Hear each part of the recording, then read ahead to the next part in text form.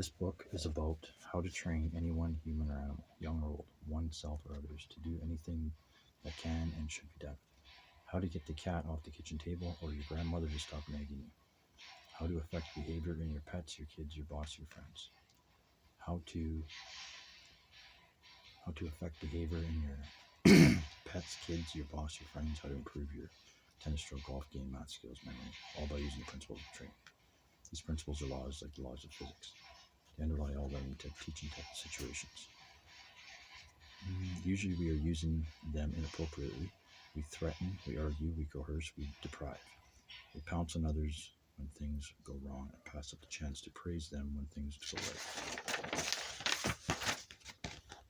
Modern reinforcement training is based not on these folk beliefs, but on behavioral science. Scientifically speaking, reinforcement is an event that A occurs during or upon completion of the behavior, increases the likelihood of the behavior occurring in the future. Key elements here are two. The two events are connected in real time. Reinforcers may be positive, something that a learner might like and want more of. The first learned about training with positive reinforcement in Hawaii or in 1963, signed on as a head dolphin trainer at an aquarium sea life park. They trained dogs and horses by traditional methods, but dolphins were a different proposition. You cannot use a leash or a bridle or even your fist on an animal. It just swims away. What does he do? Punch him out? A fist. Primarily a bucket of fish were the only tools we had. Psychologists outlined for me the principles of training by reinforcement, the art of applying those principles. Schooled as a biologist and with a long life interest in animal behavior. There is a solid body of scientific theory underlying the lessons I learned from dolphin training. Teaching machines and program textbooks derived from Skinnerian theory were early attempts to shape learning step by step and to reinforce the students for correct responses.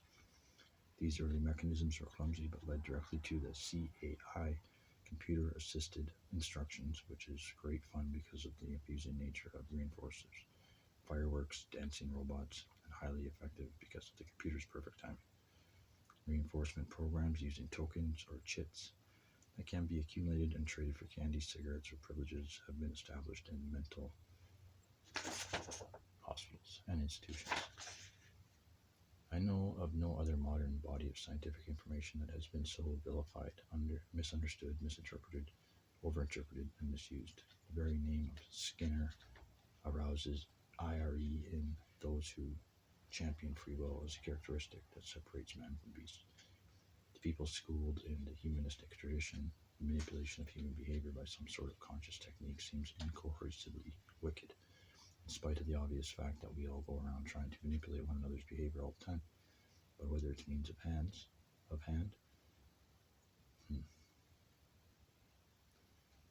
many individual therapists have been extremely successful in solving the emotional problems of patients by using behavioral techniques.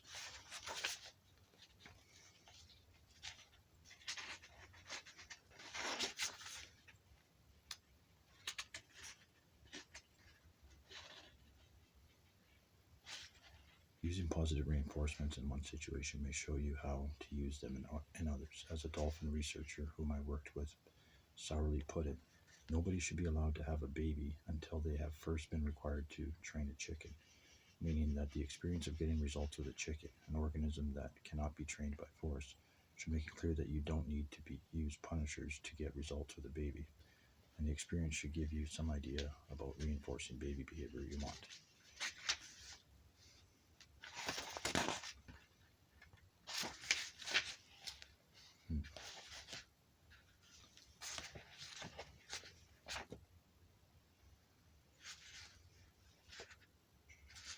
Negative reinforcement. The reinforcer is something that increases a behavior, but it doesn't have to be something the learner wants.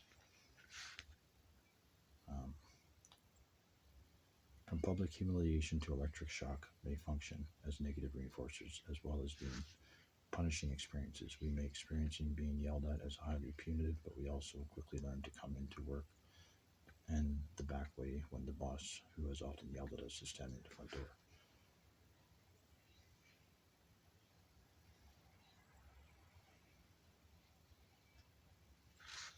Training can be done almost entirely with negative reinforcers. and much traditional animal training is done exactly that way. The horse learns to turn left when the left rein is pulled because the annoying pressure in its mouth ceases when the turn is made. The lion backs onto a pedestal and stays there to avoid the intrusive whip or chair held near its face.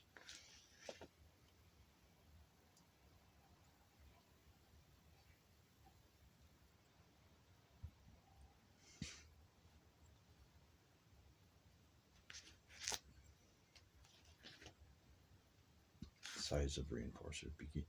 Beginning trainers who use food reinforcement with animals are often confused as to how big each reinforcer should be. The answer is as small as you can get away with. The smaller the reinforcer, the more quickly the animal eats it. Not only does this cut down on waiting time, it also allows for the reinforcer's precision before the animal becomes sedated. Jackpots. One extremely useful technique with food or any other reinforcement for animals or people is the jackpot. The jackpot is a reward that is much bigger, maybe 10 times bigger, than the normal reinforcer.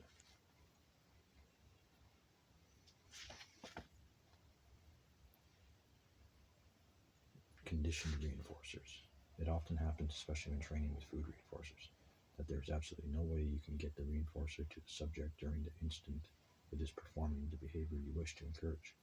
If I am training a dolphin to jump, I cannot possibly get a fish to it while it is in midair. If each jump is followed by a thrown fish with an unavoidable delay, eventually the animal will make the connection.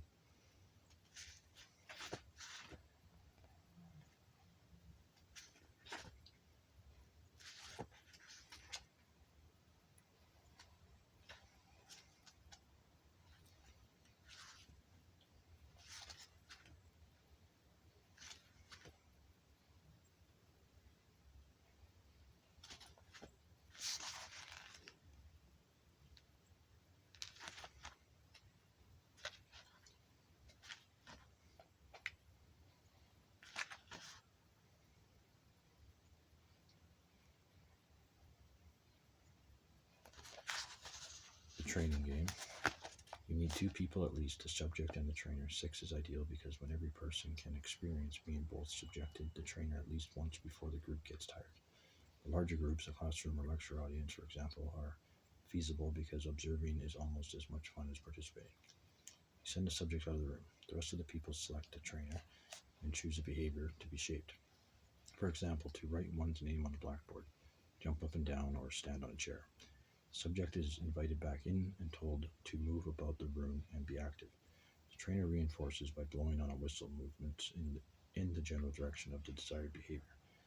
I like to make a rule, at least for the first few reinforcers, that the animal has to go back to the doorway after each reinforcer and start anew. It seems to help prevent the tendency of some subjects to just stand still wherever reinforcement was last received. And no talking. Laughter, groans, and other signs of emotion are permitted, but instructions and discussion are out until after the behavior is achieved. Ordinarily, the training game goes quite fast. Here's an example. 6 of us are playing the game in a friend's living room. Ruth volunteers to be the animal, and it's Anne's turn to be the trainer. Ruth goes out of the room. We all decide that the behavior should be to turn on the lamp at the end table beside the couch. Ruth is called back in and begins wandering around the room. When she heads in the direction of the lamp, Anne blows the whistle. Ruth goes back to the doorway, then moves purposely to the spot where she was reinforced and stops. No whistle. She waves her hands about. No whistle. She moves off. She moves off the spot, tentatively away from the lamp as it happens. Still hearing no whistle, Ruth begins walking around again. When once again she walks toward the lamp, Anne blows the whistle. Ruth returns to the door and then returns to the new spot where she just heard the whistle. But this time she keeps walking forward. Bingo, whistle. Without going back to the door, she walks forward some more and hears the whistle just as she is coming up against the end table. She stops. She bumps the end table. No whistle. She waves her hands around. No whistle. One hand brushes the lampshade and Anne whistles. Ruth begins touching the lampshade all over, moving it, turning it, rocking it. No whistle. Ruth reaches up underneath the lampshade. Whistle. Ruth reaches under the shade again, and the gesture being very familiar and having a purpose, she executes the purpose and turns on the lamp. Anne whistles and the rest of us applaud. Things don't always go that smoothly, even with simple familiar behavior. Anne, as it turned out, made a good training decision when she withheld reinforcement as Ruth moved from the spot where she had been reinforced, but in the wrong direction.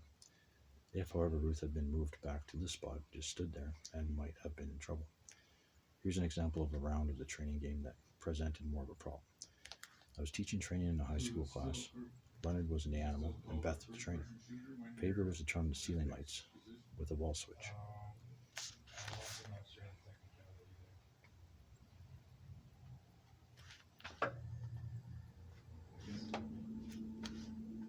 Special subjects. You can shape behavior in just an organism. Psychologists have made tiny babies to wave their arms to make the lights in the room go on and off.